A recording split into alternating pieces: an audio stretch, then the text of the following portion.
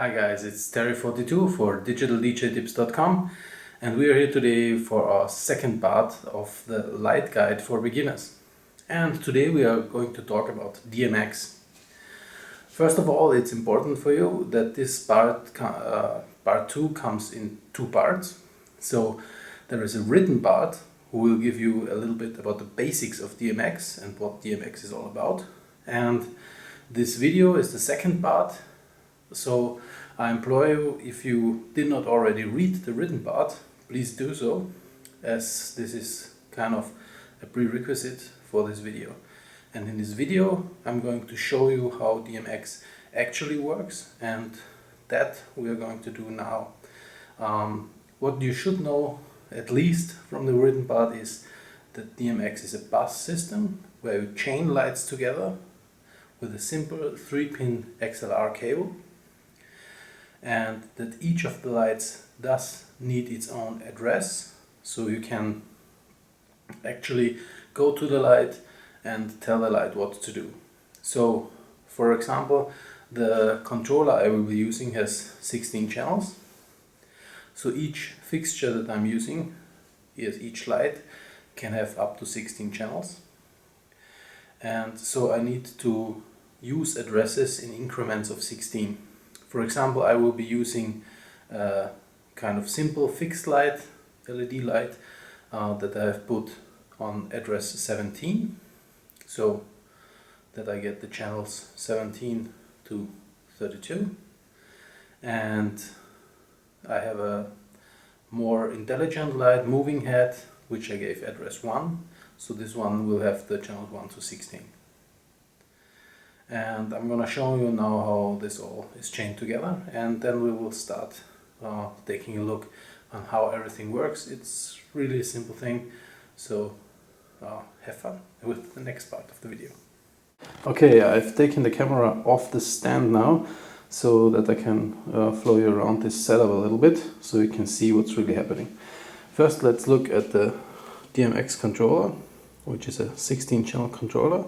Of course, now you see only 8 channel faders here, but that's mainly due to because you have a page button here, which can wrap through page A and page B.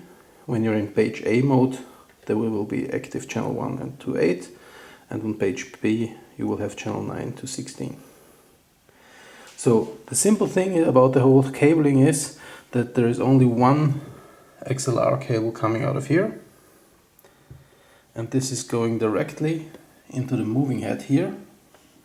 Same red cable, made the first cable red so you can recognize it. And this is the moving head here.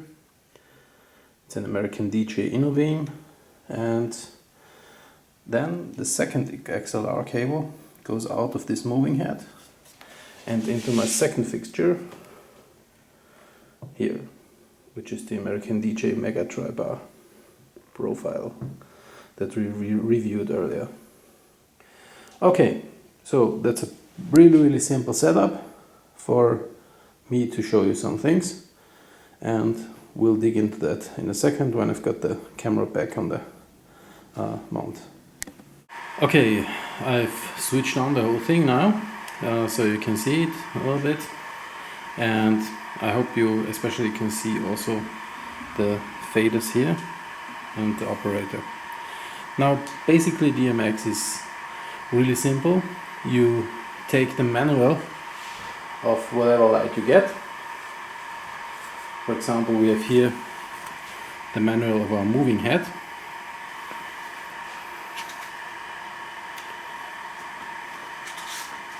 And then there is always a page with a list where you can simply see what each channel is doing of this light. So that's quite a simple thing. Now let's dive into that a little bit. So basically I've told you that channel 1 for me to 16 is the moving head, and channel 17 onwards is the tri-bar profile. So what this means is that with this kind of operator, and most light DMX operators and mixers come this way, you can activate the fixtures by use of a button. So for example, if I switch on the 1 button, I get activated channel 1 to 16. And as you can see, if I move this button, the moving head is moving, because channel 1 is the rotary movement of my moving head here. Channel 2 is fine adjustment, channel 3 adjustment like this. So that's channel 1 or fixture 1, and 2, which is channel 17 upwards, is the profile. And for example, we can here have some light on our profile. We dim that a little bit so that it's not too bright. Of course, what you can also do is you activate both.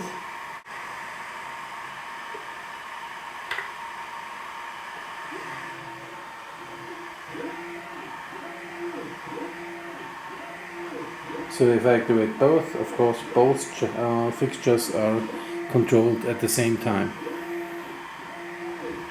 as you can see now.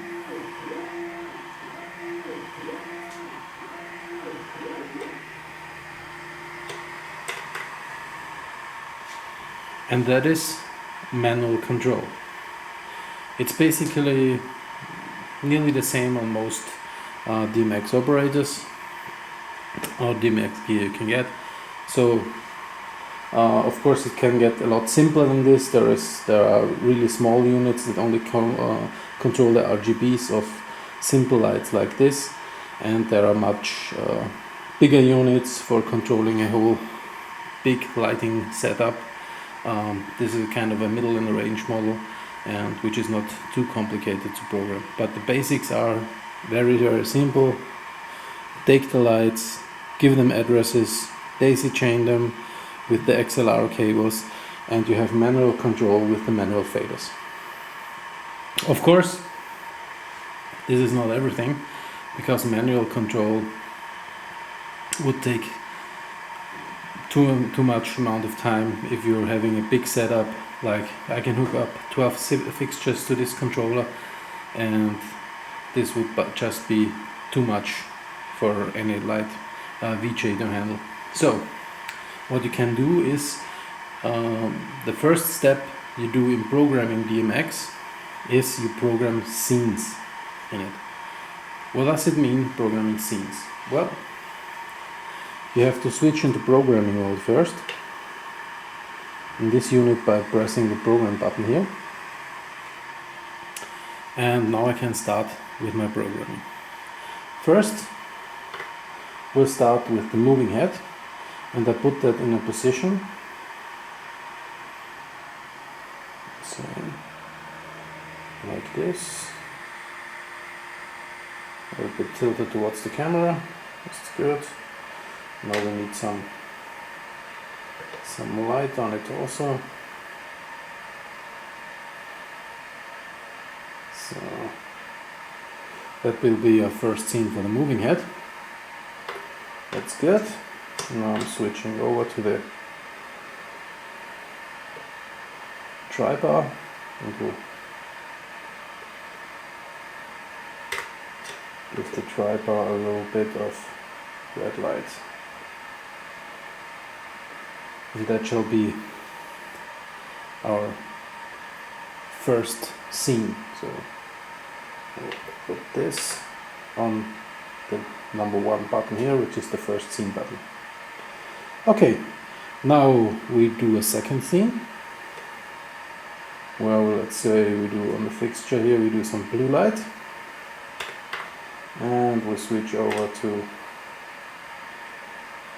our moving head here. And yeah, we do some different lighting, and we put him in some auto moving mode.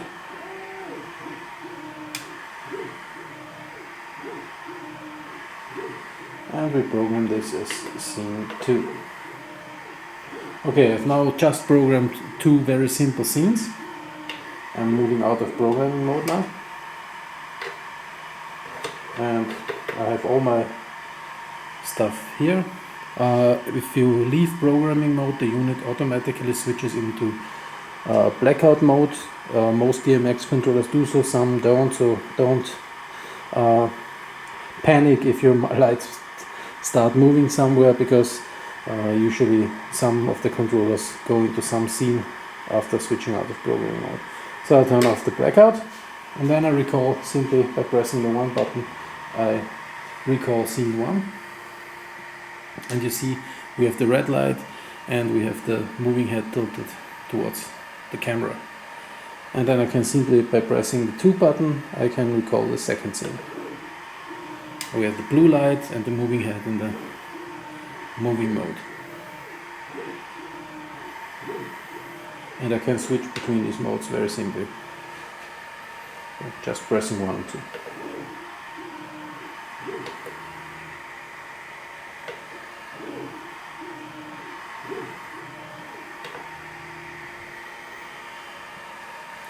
And that is programming scenes. Again, you see it's very simple. Totally easy. There is no magic about it. If you know these 2 simple steps, you're already able to program lights in different scenes. With this controller you can have 8 scenes at your fingertips and program them in scenes in different banks, so you can have lots and lots of scenes programmed in here. And this is the basics of Dmx, which almost every controller has built in. Alright, now these were the basics of Dmx. So we know how to manually control the units, and you know that there is a very simple way on most controllers to program these scenes, and you can simply switch between these scenes. Now of course there is something more, because you can program multiple scenes, like 8, 20, however you like, and then you can put them together in what's either called chases or shows. And we will go into depth of this programming advanced features in one of our next chapters. So, short repetition of what we did. Very easy. Daisy chaining lights together.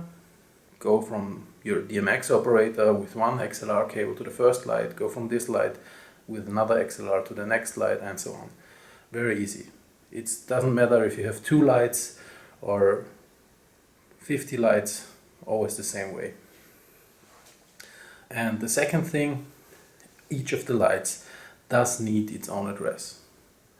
So you always know which light has which control. So like I did, my moving head had address 1, so I could control all the 16 channels of the moving head, and the small fixture light had channel 17 and upwards.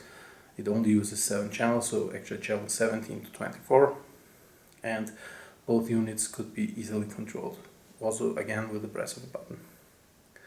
Programming scenes, simply go into programming mode, touch the memory button when you're set up, touch where you want to have it, and that's basically it.